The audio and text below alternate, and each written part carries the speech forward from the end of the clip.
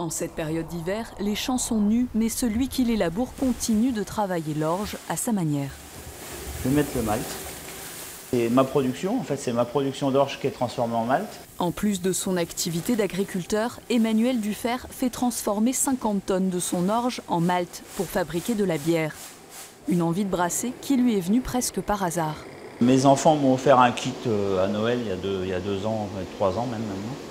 Et j'ai commencé comme ça, une fois ou deux. Puis après, j'ai dit, j'avais envie de me diversifier aussi au niveau de l'exploitation, de sortir un produit fini par rapport à la production. Après une formation, il crée alors ses bières Bonne Vallée, dont il nous détaille la fabrication. Après avoir mélangé l'eau au malt à 63 degrés pendant 1 heure, il filtre la mixture et y ajoute ses houblons, qu'il laisse à nouveau cuire. Un véritable travail de cuisinier et de chimiste. Ça va cuire à peu près 1 heure. Et pendant cette heure, les houblons vont libérer leur acide alpha, ce qui va donner l'amertume à la bière. Dernière étape du jour, transvaser la bière et y mettre ses levures, puis laisser fermenter pendant une quinzaine de jours avant de la goûter. Eh ben, elle est conforme à ce que j'attends. En l'occurrence ici, une bière rousse, légère, fabriquée avec un malt qui vient essentiellement de ces terres.